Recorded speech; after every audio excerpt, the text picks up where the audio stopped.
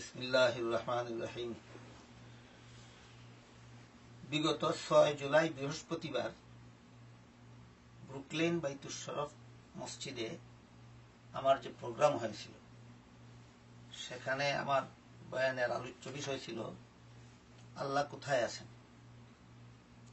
সেই বয়ান সমাপ্ত করার পর আমার বয়ানকে ভিত্তি করে আপনারা কয়েকজনে কয়েকটা প্রশ্ন আমার কাছে পেশ করেছেন।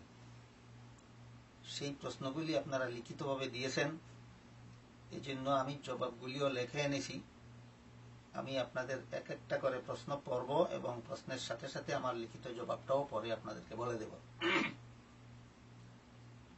প্রথম প্রশ্ন করেছেন, আপনি বয়ানে বলেছেন মুসান্নাফে ইবনে আবি শাইবা নামক হাদিসের কিতাবে উল্লেখ আছে যে হযরত রাসূল করিম সাল্লাল্লাহু আলাইহি ওয়াসাল্লাম তারাবিহের নামাজ 20 রাকাত পড়েছেন, কিন্তু আমরা তো জানি যে এই হাদিসটা যঈফ, আর যঈফ হাদিস দ্বারা কোনো আমল প্রমাণ হয় না।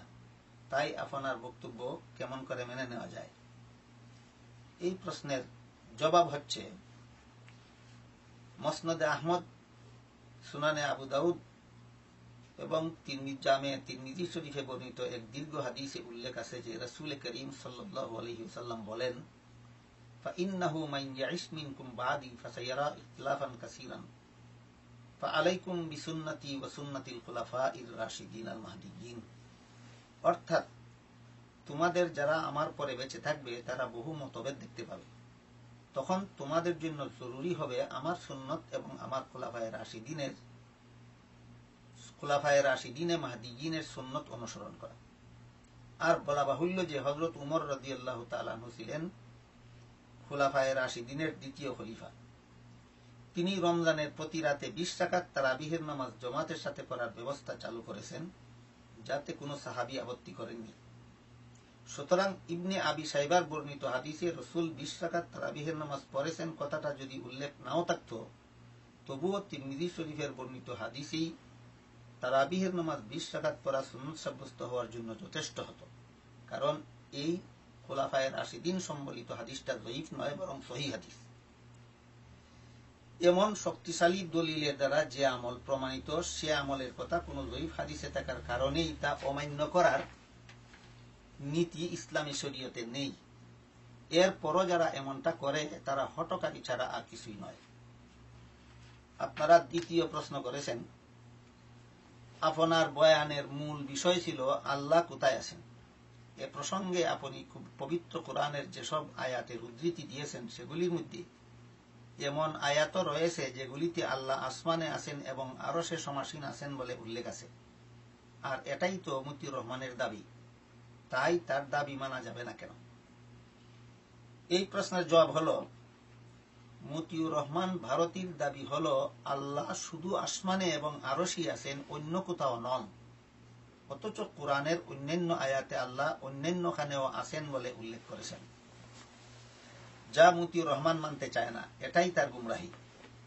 এ গুমরাহিকে টিকিয়ে রাখার জন্য সে যে মন গড়া অপব্যাখ্যার আশ্রয় নিয়েছে তা হল, আসমানে এবং আরশে আল্লাহ আছেন সত্তাগতভাবে আর অন্যান্যখানে আছেন গুণগতভাবে। এ পার্থক্য পবিত্র কোরআন সুন্নাহর বিপরীতে তার মন গড়া ভ্রান্ত মতবাদ ও গুমরাহি। বাস্তবে কোরআন হাদিসের বিবরণ মতে আল্লাহ যেভাবে আসমানে ও আরশে আছেন, সেভাবেই অন্যখানেও আছেন, কারণ এ ব্যাপারে কোরআন সুন্নাহয় কোনো পার্থক্য বর্ণিত হয়নি। তাই মতিউর রহমানের বর্ণিত পার্থক্য তার মন গড়া এবং ভ্রান্ত মতবাদ। আপনারা তৃতীয় প্রশ্ন করেছেন, মতিউর রহমান লামাযহাবী তার বক্তব্যে বলেছে হযরত ইমাম আবু হানিফা তার ফিকহে আকবর নামক কিতাবে লিখেছেন যে যেসব আয়াতে ও হাদিসে আল্লাহর হাত পা ইত্যাদির কথা উল্লেখ আছে, সেগুলির দ্বারা আল্লাহর অঙ্গ প্রত্যঙ্গ এবং আকার আকৃতি বোঝানো হবে। এগুলির দ্বারা আল্লাহর কোনো গুণ বোঝানো হয়েছে বলে ব্যাখ্যা করা যাবে না। কাজেই আশাইরা ও মাতুরিদিয়াগণ এগুলির দ্বারা আল্লাহর অঙ্গ প্রত্যঙ্গ ও আকার আকৃতি না বুঝিয়ে তার গুণবাচক করতে ব্যাখ্যা করে ইমাম আবু হানিফার মতাদর্শ থেকে বিচ্যুত হয়ে গেছেন। এর বাস্তবতা কতটুকু? এ প্রশ্নের জবাব হলো, এখানে এই লামাযহাবী লোকটা হযরত ইমাম আবু হানিফার উদ্ধৃতিতে কারচুপি করে মন গড়া অপব্যাখ্যার আশ্রয় নিয়েছে। তার কারচুপিটা পরিষ্কারভাবে বোঝার জন্য প্রথমেই স্মরণ রাখতে হবে যে আল্লাহর যেসব অঙ্গ প্রত্যঙ্গের কথা কুরআন সুন্নায় উল্লেখ করা হয়েছে সেগুলির দ্বারা ইমাম আবু হানিফার মতেও আল্লাহর কোনো আকার আকৃতি বোঝানো হয়নি। আশাইরা মাতুরিদিয়াদের মতেও তা বোঝানো হয়নি। কিন্তু মতিউর রহমানের ভ্রান্ত মতবাদ হলো এগুলির দ্বারা আল্লাহর আকার আকৃতি বোঝানো হয়েছে, অথচ এটা হলো কোরআন সুন্না বিরোধী এবং আহলে সুন্নাত ওয়াল জামাতের পরিপন্থী বিদাতপন্থী মুজাসসিমা ও মুশাব্বিহা দলের ভ্রান্ত মতবাদ, যার সাথে মতিউর রহমান একমত। পক্ষান্তরে ইমাম আবু হানিফা রহমতুল্লাহি আলাইহি তার অমর গ্রন্থ ফিকহে আকবরে লেখেন, ফামা যাকারাল্লাহু তাআলা ফিল কুরআনে মিন যিকরিল ওয়াজহি ওয়াল ইয়াদি ওয়ান নাফসি ফাহুয়া লাহু সিফাতুন বিলা কাইফিন।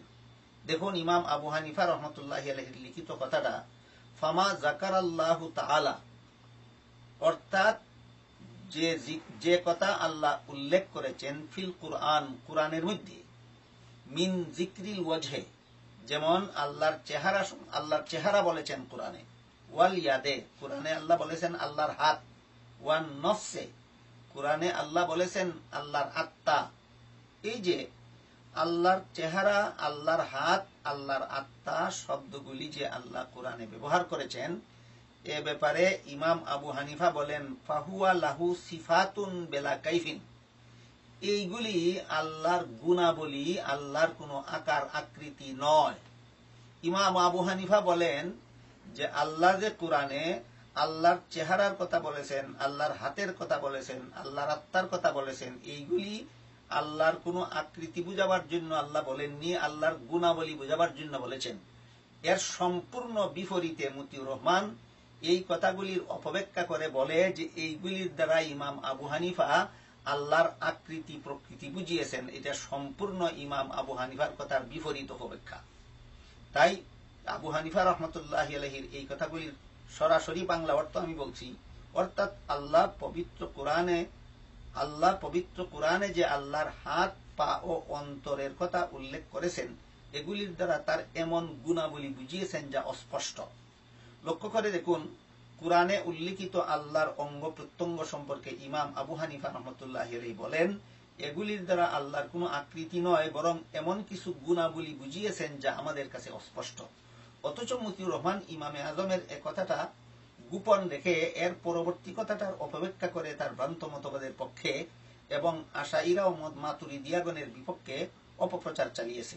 ইমামে আজমের উপরোক্ত বিবরণ মনে থাকলে তার পরবর্তী বিবরণে কোনো অপব্যাখ্যার অবকাশ থাকে না, যে বিবরণে হযরত ইমাম আবু হানিফা রাহমাতুল্লাহি আলাইহি বলেন, ওয়ালা ইউকালু ইন্না ইয়াদাহু কুদরাতুহু আও নিমাতুহু লিআন্না ফীহি ইবতালাস সিফাতে ওয়া হুয়া কওলু আহলিল কদর ওয়াল ইতিজাল ওয়ালাকিন ইয়াদাহু সিফাতুন বিলা কাইফিন। অর্থাৎ আর একথা বলা যাবে না যে আল্লাহর হাত অর্থ আল্লাহর কুদরত অথবা নিয়ামত, কারণ এর দ্বারা আল্লাহর সেই গুণের অস্বীকৃতি সাব্যস্ত হয় যে গুণ তিনি উদ্দেশ্য করেছেন। আর আল্লাহর গুণকে অস্বীকার করা হলো কাদরিয়া এবং মুতাজিলা দলের মতবাদ। আর যদিও আল্লাহর হাত অর্থে আল্লাহর কুদরত বা নিয়ামত বলা যাবে না, কিন্তু আল্লাহর হাত হচ্ছে আল্লাহর এমন গুণ যা আমাদের কাছে অস্পষ্ট। এখানে হযরত ইমাম আবু হানিফা রাহমাতুল্লাহি আলাইহি আবারও বলেন যে আল্লাহর হাত অর্থ আল্লাহর এমন গুণ যা অস্পষ্ট। আর মতিউর রহমান এর ব্যাখ্যা করে বলে যে আল্লাহর হাত অর্থ আল্লাহর আকার আকৃতি বিশিষ্ট হাত। সুতরাং ইমাম আবু হানিফার আগের কথা পরের কথা উভয় কথা গোপন করে মতিউর রহমান ইমাম আবু হানিফা রহমতুল্লাহ আলাইহির মধ্যখানের অংশটাকে অপব্যাখ্যা করে তার মতবাদ, ভ্রান্ত মতবাদ প্রচার করার অপচেষ্টা চালিয়েছে।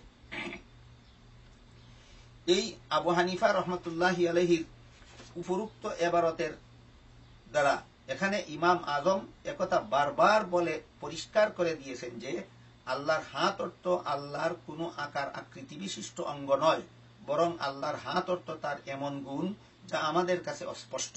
কাজী আল্লাহর হাতের সুস্পষ্ট অর্থ যদি বলা হয় তার কুদরত বা নিয়ামত, তাহলে এর দ্বারা আল্লাহ যে গুণ উদ্দেশ্য করেছেন তা অস্বীকার করা হয়। সুতরাং এসব শব্দের কোনো সুনির্দিষ্ট অর্থ বলা যাবে না। কাজেই আশাইরা ও মাতুরিদিয়াগণ এগুলির কোনো সুনির্দিষ্ট অর্থ করেননি। আবু হানিফা বলেছেন যে এগুলির সুনির্দিষ্ট অর্থ করা যাবে না। আশাইরা এবং মাতুরিদিয়াগণ এগুলির সুনির্দিষ্ট কোনো অর্থ করেননি। সুতরাং আশাইরা এবং মাতুরিদিয়াগণ ইমামে আজমের মতাদর্শ থেকে বিচ্যুত হননি। এটা হলো মতিউর রহমানের অপব্যাখ্যামূলক মন গড়া ব্যাখ্যার প্রতিফল। কিন্তু পরবর্তীকালে যখন মুজাসসিমা ও মুসাব্বিহা নামক ভ্রান্ত দলের লোকেরা এসব শব্দের বাহ্যিক অর্থে এসব শব্দকে বাহ্যিক অর্থের পরিবর্তে ইমামে আজমের বর্ণিত ব্যাখ্যার বিপরীতে এসব শব্দকে বাহ্যিক অর্থে ব্যবহার, পরবর্তীকালে যখন মুজাসসিমা ও মুসাব্বিহা নামক ভ্রান্ত দলের লোকেরা ইমামে আজমের বর্ণিত ব্যাখ্যার বিপরীতে এসব শব্দকে বাহ্যিক অর্থে ব্যবহার করে আল্লাহর জন্য আকার আকৃতি বিশিষ্ট হাত পা সাব্যস্ত করে জনসাধারণ মুসলমানকে বিভ্রান্ত করতে লাগল, তখন আশাইরা এবং মাতুরিদিয়াগণ উক্ত শব্দগুলির সম্ভাব্য অর্থ গুণবাচক অর্থ বলে জনসাধারণকে মুজাসসিমা ও মুসাব্বিহাদের গুমরাহি থেকে রক্ষা করলেন। এখানে ইমাম আবু হানিফা রহমতুল্লাহি আলাইহির কথা ছিল এসব শব্দের সুনির্দিষ্ট অর্থ করা যাবে না, আর আশাইরা ও মাতুরিদিয়াগণ সুনির্দিষ্ট অর্থ না করে সম্ভাব্য অর্থ করেছেন, যার দ্বারা তারা ইমাম আবু হানিফা রহমতুল্লাহ আলাইহির কথা থেকেও বিচ্যুত হলেন না আর মুজাসসিমাদের গুমরাহি ও খণ্ডন করলেন। কাজেই এর দ্বারা তারা ইমাম আবু হানিফার মতাদর্শ থেকে বিচ্যুত হওয়ার উক্তি মতিউর রহমানের জঘন্যতম, তাদের প্রতি মতিউর রহমানের জঘন্যতম মিথ্যা অপবাদ ছাড়া আর কিছু নয়। আপনারা 4 নম্বর প্রশ্ন করেছেন, ইমাম আবু হানিফার উপরোক্ত বিবরণের ভিত্তিতে মতিউর রহমান বলেছে আশাইরা ও মাতুরিদিয়াগণ ইমাম আবু হানিফার মতবাদ বর্জন করে আল্লাহর গুণাবলী অস্বীকার করার বেলায় কাদরিয়া ও মুতাজিলাদের মতবাদ গ্রহণ করেছেন।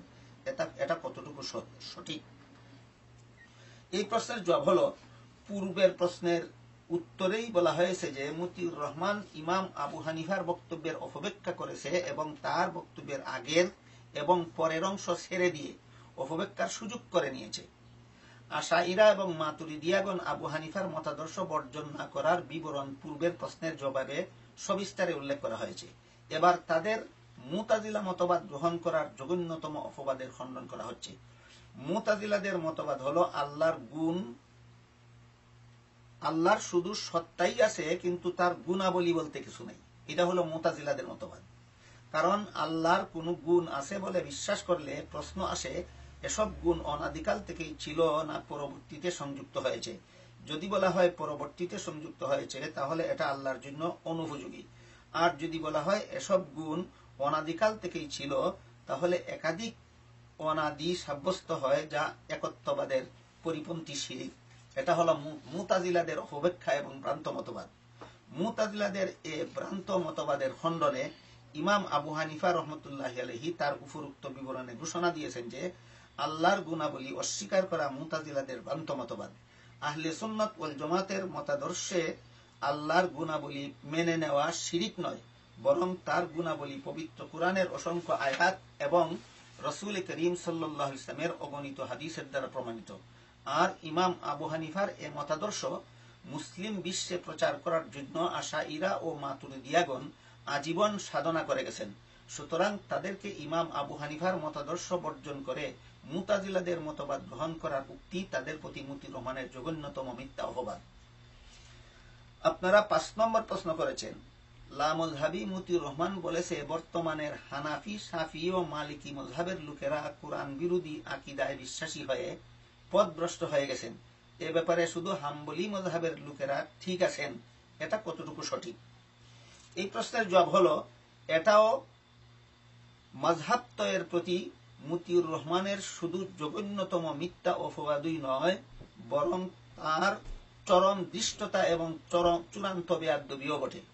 গুমরা মতিউর রহমানের উক্তি মতে হাম্বলি মযহাবের অনুসারীরা যদি পথভ্রষ্ট না হয়ে থাকেন, তাহলে প্রথম কথা হলো এখানে এসে লামযহাবি মতিউর রহমান মযহাব মানার সঠিক কথা মানতে বাধ্য হলো। দ্বিতীয় কথা হলো হাম্বলি মযহাবের তারা তো বাকি 3 মযহাবকে পথভ্রষ্ট বলেন না, কাজেই তাদেরকে পথভ্রষ্ট বলে তো মতিউর রহমান নিজেই পথভ্রষ্ট সাব্যস্ত হলো। সে হাম্বলি মযহাবের পক্ষে, সে আসলে হাম্বলি মযহাবের পক্ষেও নেই এবং বাকি 3 মযহাবের পক্ষেও নেই। রহস্যের ব্যাপার হচ্ছে মতিউর রহমান সৌদি আরবের দাম্মাম থেকে এসব অপপ্রচার চালিয়ে যাচ্ছে, আর সৌদি সরকারের অনেক কর্মকর্তা ও আলেম হাম্বলি মযহাবের অনুসারী। তাই হাম্বলি মযহাবকে পথভ্রষ্ট বললে সৌদি আরবের কোন স্থানকে গুমরাহি প্রচারের জন্য বেছে নেওয়ার সুযোগ থাকে না, বরং তারা তাকে সেখান থেকে বহিষ্কার করে দেবেন। তাই মতিউর রহমান এভাবে হাম্বলি মযহাবকে অপবাদ দেওয়া থেকে বিরত থাকছে। আসলে বর্তমান যুগের চরমপন্থী লামযহাবীরা যে কোনো মযহাব মানাকেই বিদআত এবং শিরিক বলে থাকে। সুতরাং এখানে হাম্বলি মযহাবকে এড়িয়ে যাওয়া মতিউর রহমানের একটা দৃষ্টতা ও অপকৌশল ছাড়া আর কিছু নয়। আমি আশা করি আমার জবাবগুলি আপনারা পরিষ্কার বুঝতে পেরেছেন। তারপরও যদি এ ব্যাপারে মতিউর রহমানের অপপ্রচারের কারণে কেউ কোনো বিভ্রান্তিতে পড়েন, আমাকে সাথে সাথে অবগত করলে পরে ইনশাআল্লাহ আমি তার বিভ্রান্তি খণ্ডন করে আপনাদের প্রশ্নগুলির জবাব দিতে প্রস্তুত থাকব। আল্লাহ আপনাদের আমাদের সবাইকে হক বুঝার এবং হক অনুসরণ করার এবং বাতিলকে বুঝে শুনে বাতিল পরিহার করে চলার তৌফিক দান করুন, আমিন। সুবহান রাব্বিকা রাব্বিল ইজ্জাতি আম্মা ইয়াসিফুনা ওয়া সালামুন আলাল মুরসালিন ওয়ালহামদুলিল্লাহি রাব্বিল আলামিন। বিসমিল্লাহির রহমানির রহিম। আপনারা একটা প্রশ্ন করেছেন